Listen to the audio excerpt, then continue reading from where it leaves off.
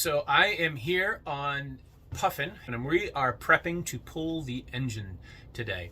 So I'm going to get all the prep work done and get it all ready to be hauled out, and then we're going to work with the yard to get that done. So right now what I'm doing is I got to take a bunch of trim and the companionway stairs off, so lots of finish nails and screws that I got to slowly back those out and get that trim off without breaking anything. Then we're going to disconnect all of the electrical, the intakes, the fuel lines, get those all sealed up, pulled out to the side, so we'll get this engine ready to be hauled out.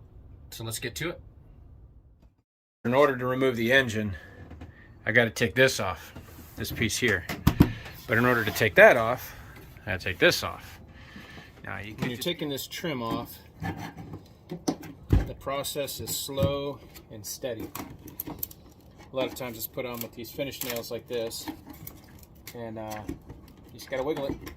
It takes time. Don't rush it, because if you rush it, you're going to crack this piece, and then you're going to have to mill a new one or find one if you possibly can, and they're funky angles, and so I just like to take my time.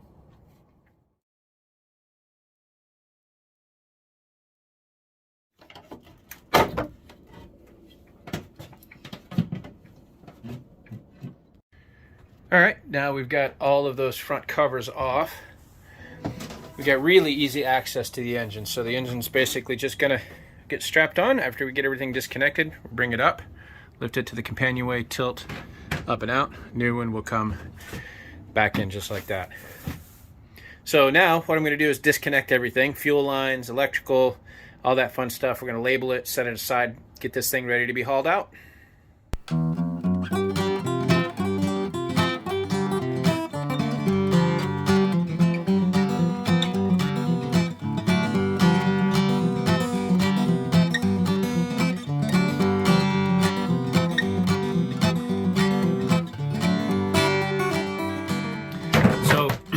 I like having a bunch of different type of zip ties. This one has a little thing that you can screw into.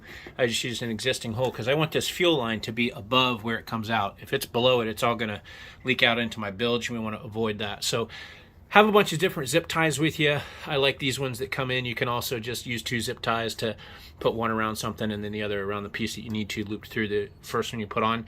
But have a bunch of these zip ties because it makes this job a lot easier when you're pulling things back and setting them aside to keep them out of the way for the haul. The last thing you want to do is catch something when you're pulling the engine out, not realize you grabbed it, and you split a hose that takes you 2 weeks to get. So, all right, so when you're pulling hoses, you get the hose clamp off. If you just grab and start pulling on it, it actually is going to tighten on itself, because as you pull it, it's stretching it and tightening down. So what you want to do is get on it with a good pry, and when you do that, you'll see it actually loosens it, because it will compress it and open it up so it loses its grip on the barbs. Nice and easy. Then you can pull it off. All right, so everything is disconnected and pulled away. Throttle cable is down, which is easier. Shift cables pulled back. This is all disconnected. The last thing to do is going to be loosen the motor mounts. Then once we loosen the motor mounts, I'll probably pull this one away. We'll put a chain from front to back to lift, to hoist it up, and she'll be ready to go. I took off the alternator because it's a lot easier to reach some of this stuff, and I also took pictures of everything, so I know how it's supposed to be connected when it goes back together. Now, we are replacing this engine with the exact same engine, so for the most part, everything should line up the same and get connected, and that makes it much easier. But we're ready to go, ready to hook it up and pull it up. So I got to get with the yard and organize when they're going to bring over the forklift, and we're just going to pull it right up through the companionway.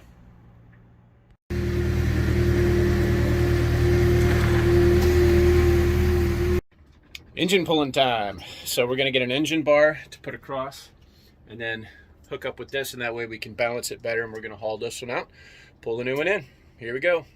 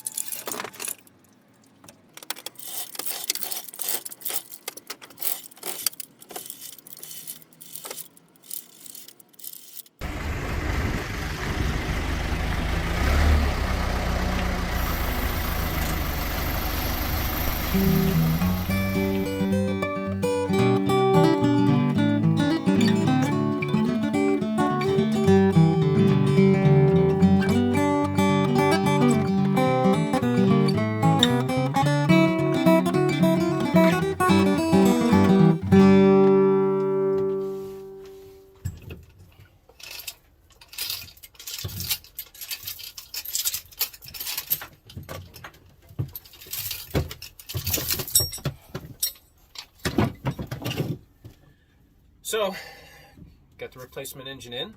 Everything looks pretty good, with the exception of one thing, which I'll talk about in a second.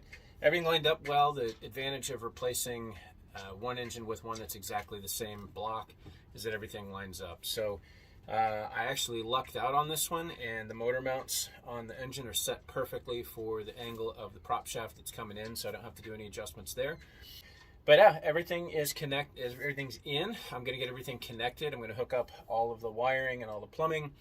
So let's get this thing buttoned up. I'm gonna get all of my stairs back in so I don't have to keep rappelling myself down the companionway.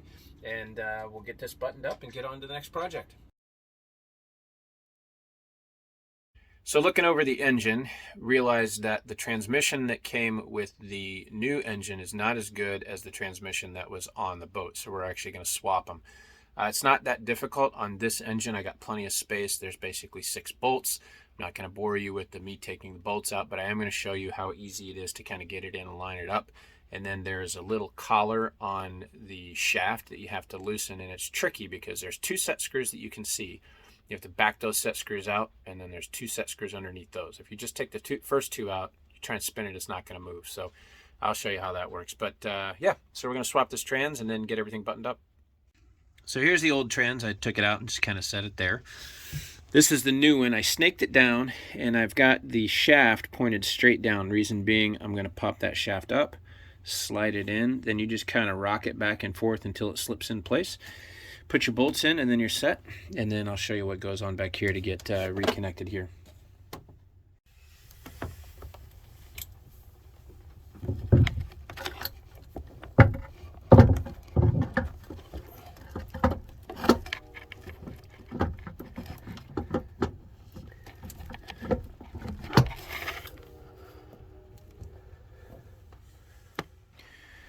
All right, so trans is in place.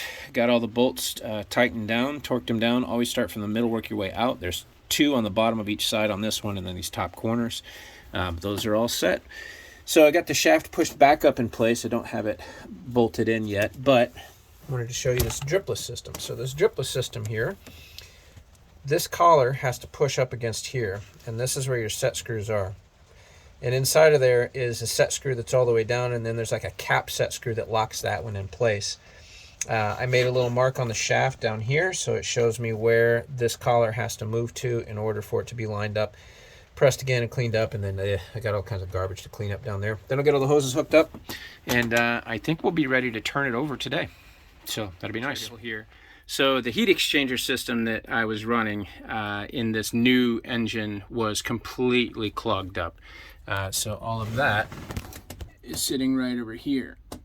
So what we're doing is going back to the raw water. It's just going to tie in straight to here. All the parts on this block are the same, so I swapped everything off of the old engine to put on the new one.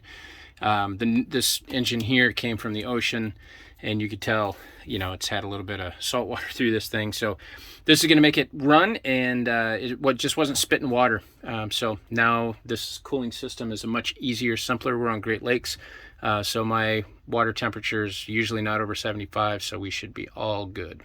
So just thought I'd show you what we're doing. He'll stand behind it. So anyways, here it is. Looking forward to getting it started up. I'm going to get everything put back together and get my stairs back in so I don't have to keep rappelling myself down.